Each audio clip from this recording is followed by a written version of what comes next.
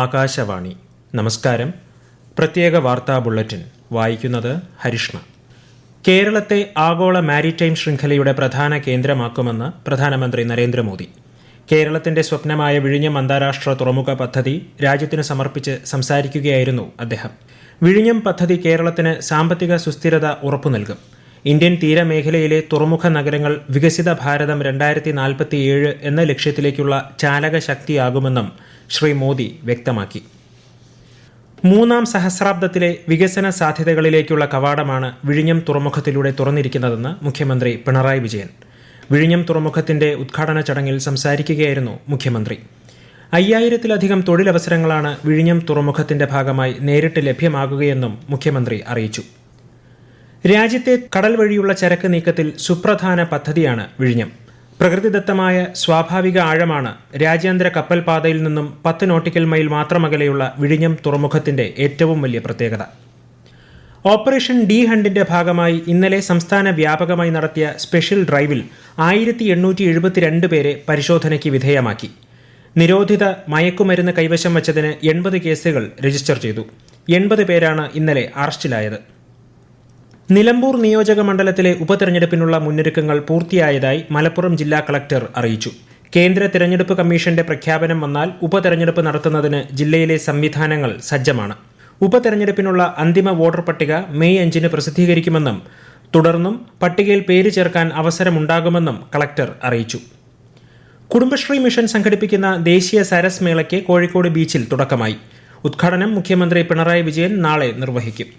15 സംസ്ഥാനങ്ങളിൽ നിന്നുള്ള 1000-ലേറെ സംരംഭകർ പങ്കെടുക്കും.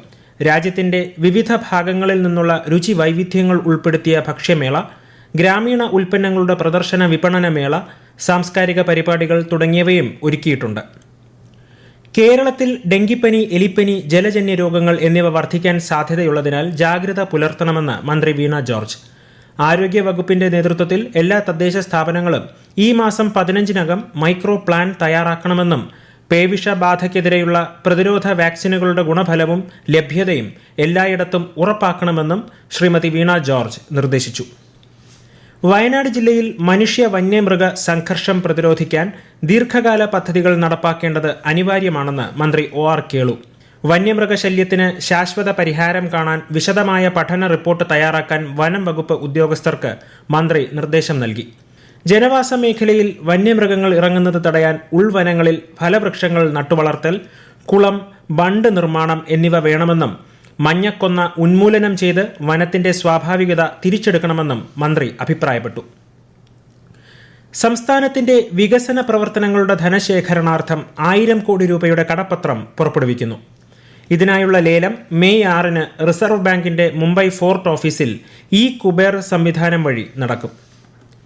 സംസ്ഥാനത്തെ ജയിലുകളിൽ തടവുകാർ അനുഭവിക്കുന്ന ബുദ്ധിമുട്ടുകൾ സംബന്ധിച്ച് ദേശീയ മനുഷ്യാവകാശ കമ്മീഷൻ ജയിൽ ഡയറക്ടർ ജനറലിന് നോട്ടീസ് അയച്ചു. മാധ്യമ റിപ്പോർട്ടിന്റെ അടിസ്ഥാനത്തിൽ കമ്മീഷൻ സ്വമേധയാ കേസെടുക്കുകയായിരുന്നു. സംസ്ഥാനത്ത് ശക്തമായ മഴ തുടരുന്നു. ഇടിമിന്നലോടുകൂടിയ മഴയ്ക്കും ശക്തമായ കാറ്റിനും സാധ്യതയുള്ളതിനാൽ തിരുവനന്തപുരം, കൊല്ലം, ആലപ്പുഴ, തൃശൂർ, പാലക്കാട്, മലപ്പുറം, കോഴിക്കോട് എന്നീ 7 ജില്ലകളിൽ രാത്രി 10 മണിവരെ കേന്ദ്ര കാലാവസ്ഥാ വകുപ്പ് ഓറഞ്ച് ജാഗ്രത പ്രഖ്യാപിച്ചു. പത്തനംതിട്ട, കോട്ടയം, ഇടുക്കി, എറണാകുളം, വയനാട്, കണ്ണൂർ, കാസർഗോഡ് എന്നീ ജില്ലകളിൽ മഞ്ഞ ജാഗ്രതയും പ്രഖ്യാപിച്ചിട്ടുണ്ട്. അർജന്റീന ചിലി തീരത്ത് ശക്തമായ ഭൂകമ്പം. റിക്ടർ സ്കെയിലിൽ 7.4 തീവ്രത രേഖപ്പെടുത്തിയ ഭൂകമ്പത്തെ തുടർന്ന് സുനാമി മുന്നറിയിപ്പ് പുറപ്പെടുവിച്ചു. കേപ്പ് ഹോണിനും അന്റാർട്ടിക്കയ്ക്കും ഇടയിൽ കടലിൽ 10 കിലോമീറ്റർ താഴ്ചയിലാണ് ഭൂകമ്പം ഉണ്ടായത്. മഗലനീസ് മേഖലയിലെ തീരപ്രദേശത്തുള്ളവരോട് ഒഴിഞ്ഞു പോകണമെന്ന് നിർദ്ദേശിച്ചിട്ടുണ്ട്. IPL ക്രിക്കറ്റിൽ ഇന്നത്തെ മത്സരത്തിൽ ടോസ് നേടിയ സൺറൈസേഴ്സ് ഹൈദരാബാദ് ഗുജറാത്ത് ടൈറ്റൻസിനെ ബാറ്റിംഗിനയച്ചു. ഒടുവിൽ വിവരം ലഭിക്കുമ്പോൾ ഗുജറാത്ത് ടൈറ്റൻസ് 12.5 ഓവറിൽ 1 വിക്കറ്റ് നഷ്ടത്തിൽ 149 റൺസ് എടുത്തിട്ടുണ്ട്. കൈക്കൂലി കേസിൽ വിജിലൻസ് അറസ്റ്റ് ചെയ്ത കൊച്ചി കോർപ്പറേഷൻ ബിൽഡിംഗ് ഇൻസ്പെക്ടർ സ്വപ്നയെ സസ്പെൻഡ് ചെയ്തതായി കൊച്ചി മേയർ M അനിൽകുമാർ അറിയിച്ചു. കൂടുതൽ നടപടികൾക്കായി സംസ്ഥാന സർക്കാരിനെ സമീപിക്കുമെന്നും അദ്ദേഹം പറഞ്ഞു. കന്നുകാലികളിലെ കുളമ്പുരോഗ പ്രതിരോധ കുത്തിവയ്പ് പദ്ധതിയുടെ 6ാം ഘട്ടത്തിന്റെ സംസ്ഥാനതല ഉദ്ഘാടനം മന്ത്രി ജെ ചിഞ്ചുറാണി കോഴിക്കോട് നിർവഹിച്ചു. ഈ മാസം 23 വരെയുള്ള 18 പ്രവൃത്തി ദിവസം കൊണ്ട് യജ്ഞം പൂർത്തിയാക്കാനാണ് ലക്ഷ്യം. പ്രത്യേക വാർത്താ ബുള്ളറ്റിൻ കഴിഞ്ഞു. അടുത്ത വാർത്താ പ്രക്ഷേപണം നാളെ രാവിലെ 6:45.